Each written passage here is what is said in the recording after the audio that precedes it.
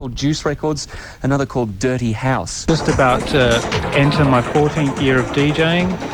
I guess as a young teenager, I've always been interested in music and how it's made and how it's played as a DJ. And when I was younger, like 13, I would get my mum to buy me records, and I would buy some with the little money that I had at that age. And I used to sit at home. I would just listen to records all the time, and just the love of music, I think, got me involved in making music. And as far as DJing goes, I think that I was in the right place at the right time one night, and that's how that came about. The first gig I ever played was the Green Dragon Hotel. Back then it used to be a gay hotel, and that was kind of fun because I learnt how to put records together there. I learned how to mix, I learned how to, read a crowd, and it was very, very much an experimental part of my DJing, learning all of that.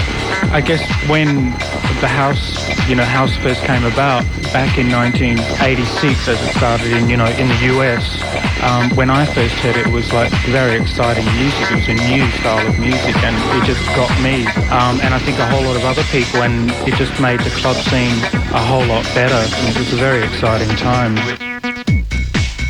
The way I became involved in making music, I think it was in 89, I bought a new drum machine and a new keyboard, and was for about a year I was playing around with all that equipment, and we'd recorded this track, Life Support System, and I used to play it in the club at Metro on Friday and Saturday nights, and the crowd loved it. So basically we just released it on vinyl, and we hadn't planned on establishing a record label in any way, but that's what eventuated from releasing Life Support System on single. And basically this is how Juice Records came about, and from Juice Records we decided that we would have a subsidiary label, more of a house label, and that's how Dirty House came about, because we were starting to record some house music as well. Come on. At this stage I'm planning my 4th trip back to Europe to do some more gigs, and it's been really good. The response there has been great. I think at first, back in 94, Juice Records was doing quite well, or really well, on the underground scene, and was a well-respected label. And Damien got a phone call from the people who organised Mayday raves. They wanted a live act for their Mayday Rave Olympia, and we couldn't really get a live act together at that time, and so I decided to go as a DJ. So that was good, and from that Mayday gig I managed to get a lot more work around Europe. Like, I've played in practically every major city in Germany, but there's also France. I've done one music festival in France with 25,000 people there, which was pretty amazing. They're playing alongside Masters at Work and Josh Wink and Laurent Garnier, and this was an incredible thing. And I've played in Austria, and I've been over to England and played at some really cool parties there. I think the good thing that came about from Mayday was that when the party was reviewed, one of the write-ups was that I played one of the most influential and bizarre sets. So that was kind of cool.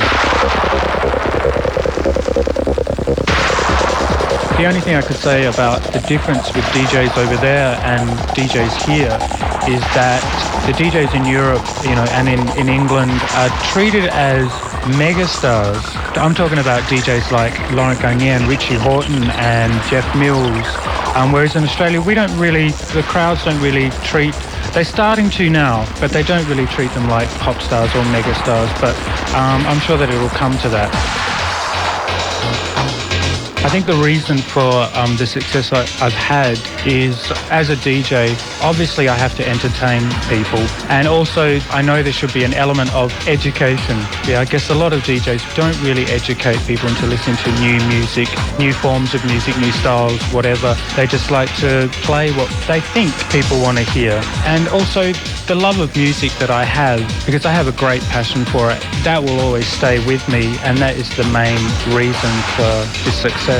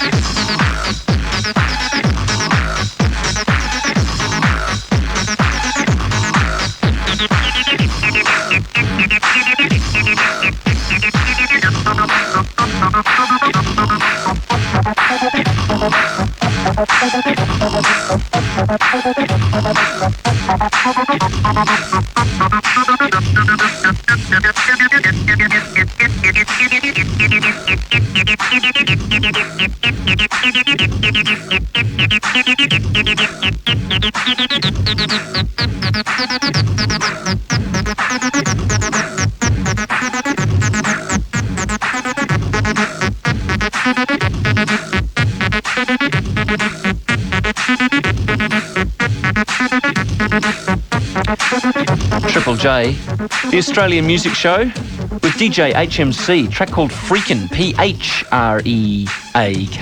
Phreakin, written and produced by DJ HMC and available on Dirty House Records. DJ HMC, based in Adelaide, taking Australian dance music to the world.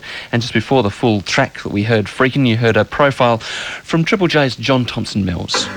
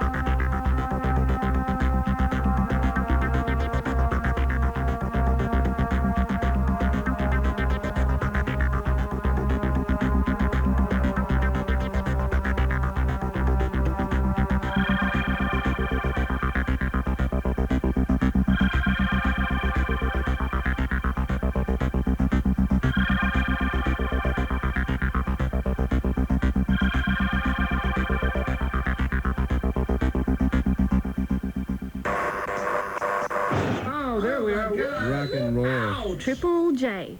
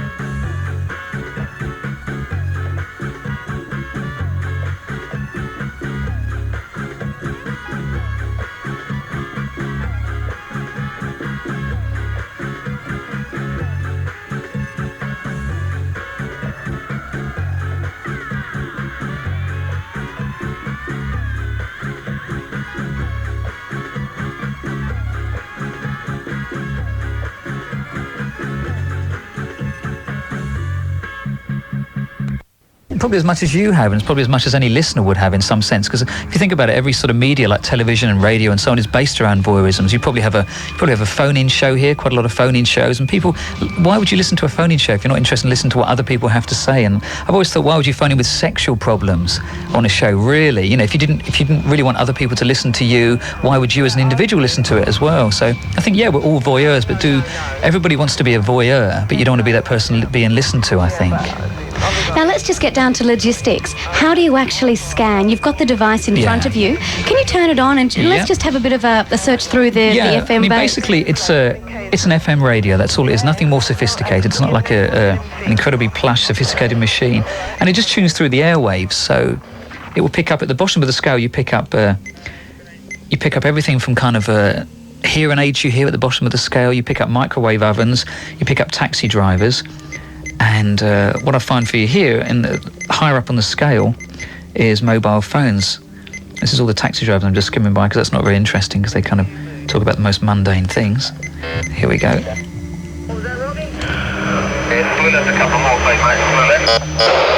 they've gone already. Oh. That's what I'll do. And then I'll write the letter to her with the check, saying I've confirmed the quote with this slash repair. It is final. More room. Now, has it got a roof rack? It's so easy to do. I mean, it's quite shocking, disconcerting that it's so simple. Yeah, absolutely. Yeah, that's the interesting thing about it. If you think about it logistically, if you think this is not a sophisticated instrument, you buy this at any airport, every airport I've been to, every customs section has these kind of things, every hi-fi shop and so on. And how much are they? Probably in dollars, probably about $400 or something, yeah. Basically, they're designed for ham radio. That's the idea of it. But part of what interests me is the fact that these devices exist and all the issues around privacy. Can such a thing as privacy exist? Can such a thing as public space and private space? What rights do we have as individuals anymore? This kind of thing. Well, based on the kind of work that you do, by sampling the phone conversations of ordinary people, the line between private and public is very blurred, isn't it? Absolutely. And I'm very careful with the material. I cut out names and addresses, anything that could identify the people. If somebody says, "Did you see Stevie the other day?" I cut out that person's name. I pitch change all the voices, cut out phone numbers and so on. So it's just kind of raw material. Because I used to record people on the street, record people on trains, and musicians and artists, visual artists and so on, always take something from the public domain. If you think about, playwrights, Harold Pinter, a British playwright, listens to people in restaurants and writes down the conversations and makes films. And so this, in some sense, kind of fits into that kind of thing, It's a bit more digital, it's a bit more sort of 1996, Are you actually breaking the law by doing this? It's not clear. This is the interesting thing in England. We tried to look into this, and with a journalist, we rang up the police and said, these sort of devices exist. What can we do? Or what kind of rights do people have? Is this illegal? And they said, well, you have to speak to Scotland Yard, which is the next stage up. So you speak to Scotland Yard, and they say, oh, we're not really interested in that. You have to speak to the radio communications people. You speak to the radio communications people who say, no, you need to speak to these people, and so on. And I think at the end of the day, yes, you're not supposed to do it, basically, but at the same time, why do devices like this even exist? It makes you very curious, If you're not supposed to pick up these kind of things, why build these kind of things into a machine and so on, But as I say, I have morals about the thing. I'm very careful about the material and try and change as much as I can. I just use tiny segments, and lots of the sounds on my records you'll hear, you don't necessarily realise it's come from like just a scanner. It's like, somebody just slamming a door or something like this. I've changed into a rhythm and so on.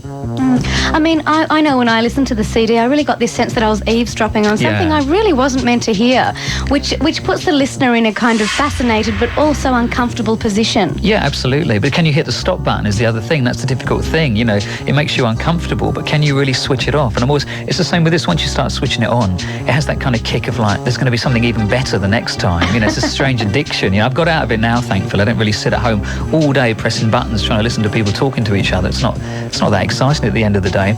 Do you have a mobile phone yourself? I don't know. I'm probably the last person ever who would get a mobile. I've got a pager now. I bought a paging device, but you can scan those as well. Can you really? Yeah. Quite an industry is developed in regards to kind of intercepting people's private space now. Yeah. I mean, and you seem to be concerned about it in one hand and exploiting it in the other. How do you kind of balance up that contradiction? Yeah, absolutely. It is a contradiction in some sense, but I think if anything, if it brings the issues out into the open slightly more. I come from an artistic background, creative background, so I try and mix these things into something hopefully kind of rewarding for you as a listener and something you can kind of empathise with at the same time. But when I was in New York, this was like last week, I just heard about 3 nanny firms that have just come up that survey your nanny. So you can have a nanny at home for your child, but now in New York, what you do is you have a company who set a camera up in your home so you can film your nanny. And I think, well, if it's reached that stage, what next? You know, I think my husband's having an affair. Maybe I should set a camera up in the room to see if he's having an affair. It's almost torturous to think how far can this actually go, you know? It's quite disturbing, the whole issue. I mean, you know, as you say, yes, I'm part of it in some sense, but I feel like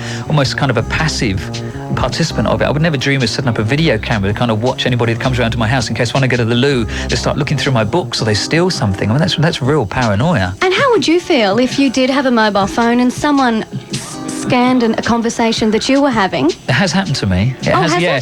I'm actually on a record. There's an artist called the Aphex Twin. I don't know, you know, he does like lots of techno stuff. And about 3 years ago, he taped me on a conversation with somebody else on like a radio phone. I didn't really mind it. It's just quite funny. What I'm talking about is so trivial. It's not going to harm, makes no harm to me. It doesn't harm anyone else. It's completely trivial and banal. So I thought it was quite flattered in some perverse way. Well, can we go back to the scanner and just see what's happening out there in mobile phone land? As we speak, we can see what's happening and see. Let's have a quick listen and see. Yeah? So here we go. Let's see what's happening. The check off you. Yeah.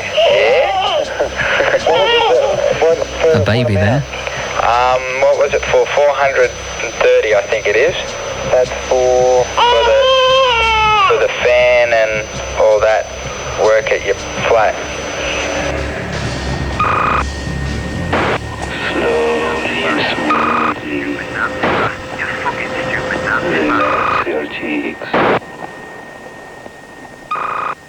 Robin Rimbaugh there, aka Scanner.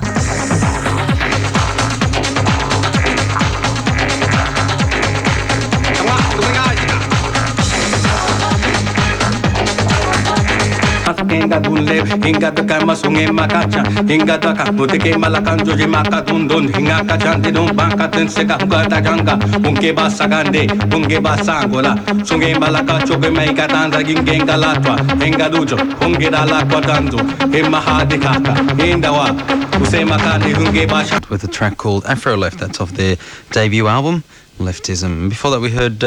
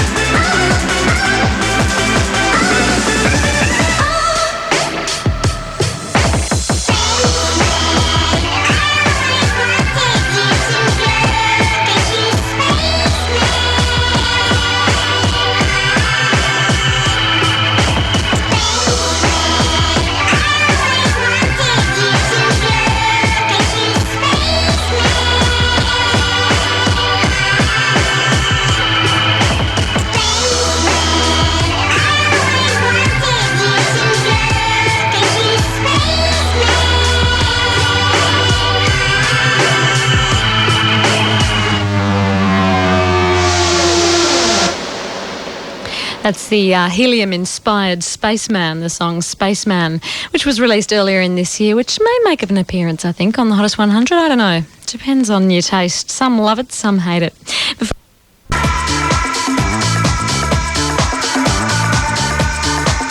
parallels between the two, whereby it's a concentration of energy and a sort of focusing of energy, which brings the further heightened senses of the body. So it is very much a sort of spiritual thing.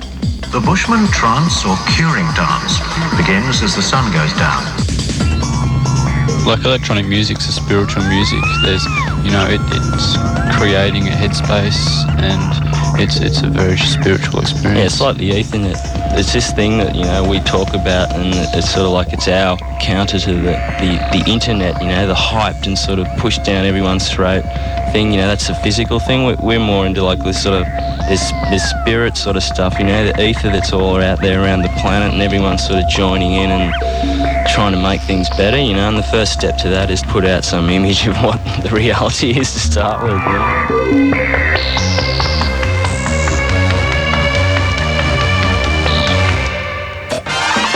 Stay tuned for another taste from Triple J's Summer Cocktail Menu.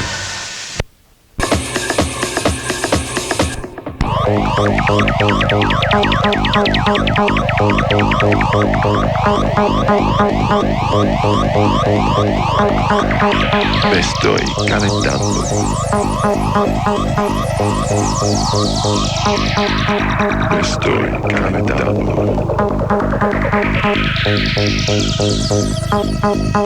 Me estoy calentando. Me estoy calentando. Me estoy calentando.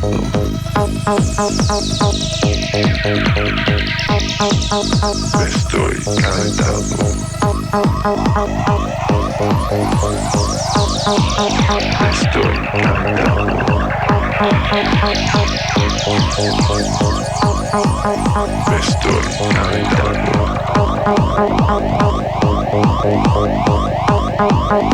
estoy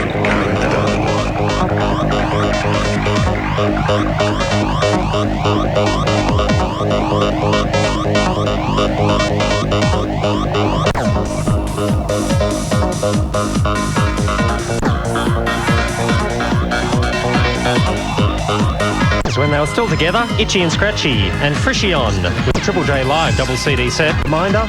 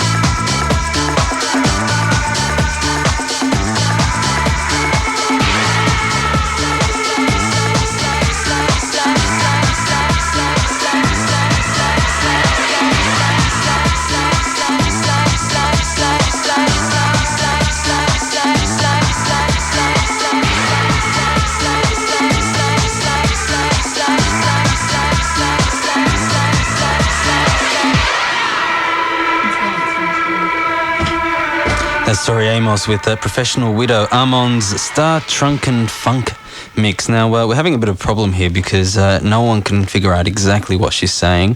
So far, we've got Honey Bring It Home Tonight. It's got to be big, or Honey Bring It Close to My Lips. So if you know what Tori Amos is saying in the song, give us a ring here and please tell us. But before that, we heard JD and Plastic Dreams, which was re-released after being released 4 years ago, but only on import. This is the Groove Train on Triple J.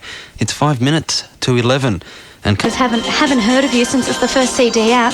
Give us a bit of background. What have you been doing before you started playing in your bedroom with some equipment? Well, mainly doing production for other bands and also doing some playing in some other bands. And I don't know, I just thought about it a while ago and thought, well, I'm tired of doing stuff for everyone else, so I thought I'll do some of my own stuff. That's how it all kicked off. Now, you're what's called a bedroom banger. You've got a studio set up in your bedroom. Yeah. But just aside from the fact that you're not working in a professional studio, do you have lots of technical equipment at your fingertips? Yeah, mainly at home.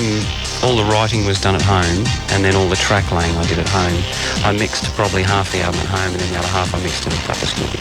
And what kind of gear are you working with at home? I mean, are you incorporating the old analog gear that you pick up in the op shop? Oh yeah. It varies, but I think you get a really good balance if you use like the latest digital gear, but then you also put in some of the old analog gear. So it makes a big difference. Were you trained musically at all? Like, do you have official training in music? No, not really. I've probably been doing it for about 15 years. Played a synthesizer one day and went, wow, this is cool, you know, and then from there it just sort of like went from mucking around to actually going, wow, I think I'm going to try do something serious. I mean, I grew up with my hero Gary Newman and things like that, you know, and then went to Teenager Ultra Boxes and all that sort of thing, all the new romantic era. And yeah, you just sort of pick it up. It's all, you know, take it as it comes, and it's like, oh, I can play that. That's cool. You know, I get a drum machine. Oh, great. And then it just all falls into place. Yeah. These days, I mean, if you've got a PC or a Mac or anything like that, it's easy. It's really easy. It's like you buy your computer, you buy your sequencing software, you buy a keyboard, and you're doing it. We are the music makers, and we are the dreamers of dreams. It seems that one of the arts in electronic music these days is sourcing samples because they're used so much. Is that something that you delight in? I think the main reason I use samples is for time. I mean, you know, sound designing takes a lot of time, and if you're like trying to do something quickly, it's like bang, pull that sample really quickly, you know, whereas there are samples all through the album, but you know, I've either disguised them or I haven't used them fully or something like that. So some of them are a bit obvious, some of them are like really well hidden. Now, Into Oblivion, one of the tracks that we'll be playing quite a bit of on Triple J, it seems to incorporate lots of different styles of electronic music, from quite traditional happy hardcore to some complex drumming, you know, from jungle, and even some house sounds. Now, were you trying to kind of please everyone in that track? Yeah, I don't know. I guess so. I sort of look back at the album now, and it's really worrying because people say, okay, well, what sort of style is it? It's like, well, what sort of style isn't it? You know, I've just sort of gone with the flow. I haven't gone, right, I am going to do a jungle album. I am going to do a techno album. It's like, it's whatever I thought worked and whatever I liked. Yeah, I like that sound. Heck, I'm going to use that. Since you do have a producer's background, I mean, is your goal when you're working in your bedroom, which is your studio, to milk the technology that you have and create as weird or warpy sounds as you possibly can? I wish I could. Another one of the bands I'm in, Barney, my friend Andy, he does things like that. He's just fantastic. He can sing and he does things with you, and I just think, how the heck did I do that? You know, but he has the time to do it. The limited gear I've got, I know really well. I can get like the most out of that I can get. So, but also working in a music shop can help. I can sort of like go, okay, I need one of those, fine, and I can sort of take one of those home with me. I'll use this tonight. So maybe? A lot of people that aren't strictly into electronic music probably think it belongs in a dance club or at a rave party as opposed to on the airwaves. What's your opinion about that? Do you think it sits comfortably on the radio? Oh yeah, it's good. You know, I think it's really good, and they need the balance. And it's, you know, it's not the sort of music you only have to enjoy in a nightclub. You know, I mean, I enjoy it all the time. I can be doing the washing or anything, and I mean, like, I like having it on and cranking it up. You know, it's great. It's not just for clubs at all. So I think it comes across great on radio.